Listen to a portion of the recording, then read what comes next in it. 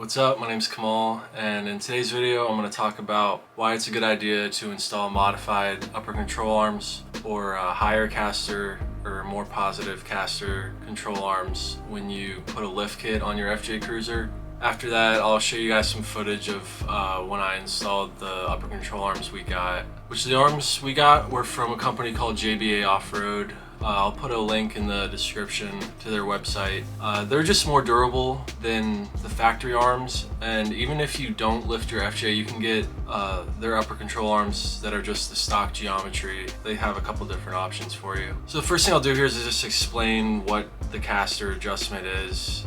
So with this image of our FJ Cruiser with the stock arm, caster is basically the relation of the top mounting point of the arm versus the lower mounting point, which would be basically where the ball joints are. You can't really see the ball joint behind all the brakes and everything, but the lower one's down there. So like zero caster would be just straight up and down. Negative caster would be if it was leaning forward, meaning the top mounting point is more towards the front of the vehicle, and positive caster is when that point is further back towards the driver of the vehicle. So basically what happens is when you lift your FJ, it just kind of causes that angle to tilt more upright and bring your suspension closer to zero caster. Basically all vehicles have positive caster. An example used kind of often for something with negative caster would be like a shopping cart at the grocery store. And I guess, you know, they're just designed that way for maneuverability, but if you've ever like pushed a shopping cart in a straight line kind of quickly, you notice that the wheels wobble. So it's kind of the same idea,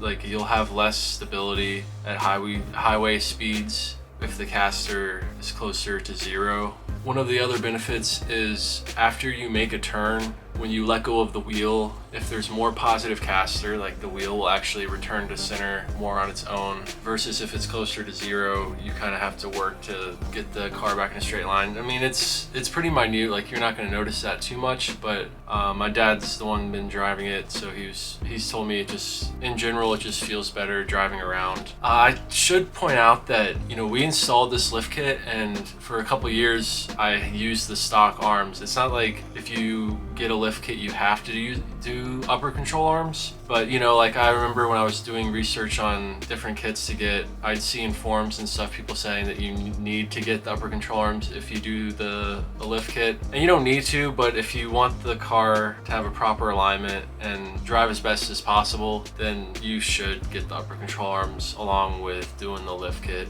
So I'll go back to that image I showed you before with the stock arm, and we'll put a line through the geometry kind of showing you the angle there. And then here's a picture of the JBA Off-Road upper control arms with more positive caster after installing it, which you can clearly see how it does shift the top mounting point towards the rear, towards the driver. Like one of the main things that made us finally decide to get them is we had a steering wheel shake at highway speeds, like 60 and above. It would vary how bad it got. That's why we got them, and it kind of helped that, but what actually ended up being the main cause of that was a bad wheel bearing. But yeah, like I said, you know, it just feels better all around driving the vehicle, but specifically you might notice just more stability at highway speeds. My dad says just driving it around in general, the car just feels better.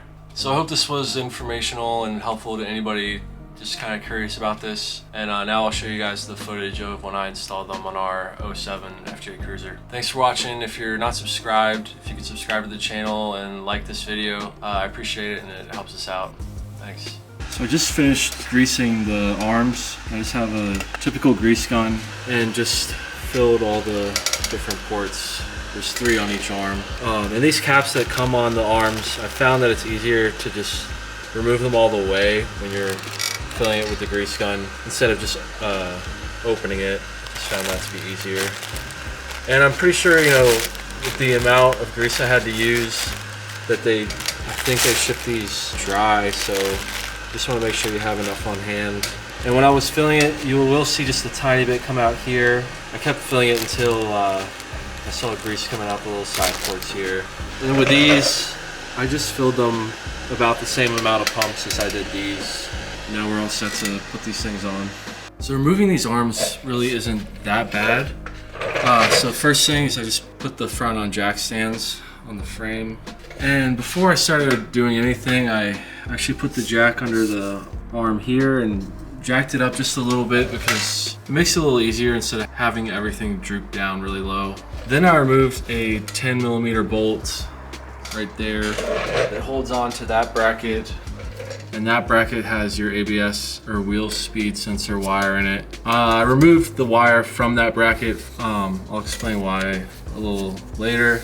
Then I removed the 19mm nut that holds on to the ball joint here, and then I just used my dead blow and just tapped on it right here, and that caused this to pop loose. And then you had a 19mm nut and big washer. There's a washer on this side too. So I just had wrenches and loosened this bolt that goes through here. And it's a long bolt, as you can see. It goes through the whole thing from one side to the other. So one thing I did have to do is I removed my battery. You have this tray that goes here, and then the battery sits on there. But the problem is the bolt hits right on here, and with the battery in here, I couldn't get it all the way out. So I had to remove the battery in this tray, and that will allow this bolt to slide all the way out. On the passenger side, the only other thing that's really in the way is this one AC line right here. You can see I kind of zip tied it off to the side. Doesn't really move that much, but there are like little clips that kind of hold it in place. There's another one back here.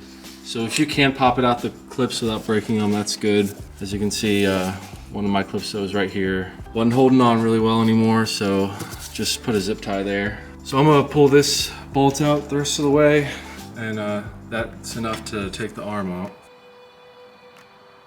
So I lined these up, and you can see how this one is a little further back, so it'll give you that angle, a more positive caster. So I'll put the new one in and then tell you any tips I have that'll help you with this one. So as far as the hardware that came with the arm, you have the nut that's on the ball joint that we'll use when we put this in the spindle. And then you also had 4 washers, 2 thin ones and 2 thick ones, as you can see. And then for this bolt that goes through the upper arm back here, you just use the same bolt and nut. So the trickiest part of this is probably getting the new arm on here, because you do have to kind of hold these washers in place while shimmying the arm on, and it is pretty tight. Like it's not loose. Like when this and the washer are on both sides, like it'll hold in place on its own. And then I slid the bolt through the thicker washer, and then you might have to jiggle this to get this bolt to start, and then when it gets down to this end, you might have to jiggle this side to get it lined up to get the bolt all the way through. So I've got everything on here just about snug. I just wanted to show y'all how I'm doing this versus like what the instructions say to do. Because they say after you put this bolt nut on here to just torque this down to 85. But I put the ball joint into the spindle, and I actually jacked this arm up all the way until this jack stand is not actually supporting the frame. This is actually holding up the vehicle, so all the suspension is like under load. Because I like to torque this stuff down when it's under load like that, because that's how it will be once it's sitting, versus torquing all this stuff down while it's in all the way drooped down. Just when it's up here like this, I just feel like it's all easier to get together, and there's nothing interfering anywhere versus having it all drooped. Another thing to mention is your brake line right here. It's bolted in right here, and this is actually in the way. My torque wrench and socket won't actually fit on here unless you unbolted this and moved it.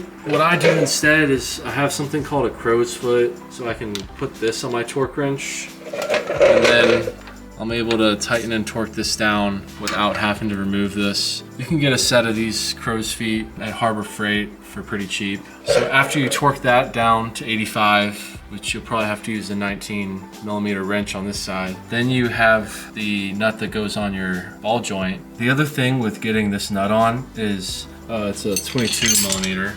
When I have my wrench on here tightening it, the whole thing just will spin in the assembly. So what I'll do is I have a 10mm wrench. When you have the other wrench on there, you can put this 10 at the very bottom here, and then it'll hold this in place so this doesn't spin while you're trying to tighten that. But once you get this actually seated up on the spindle, then you can tighten it without holding this part. You torque this one down to 60 foot-pounds. You do have these bolts and nuts right here that are 13s, 13mm, and also the tightening torque for these is 13 foot-pounds, so you can just check them and make sure they're tight. I already did the other side and these were all torqued to 13, but yeah, you might as well just check them. Now the thing about that bracket that I wanted to show y'all is the mounting point for the bracket on the new arms is a little further back than on the old arms. The reason I removed it is because I'm going to actually shift where it's holding onto this.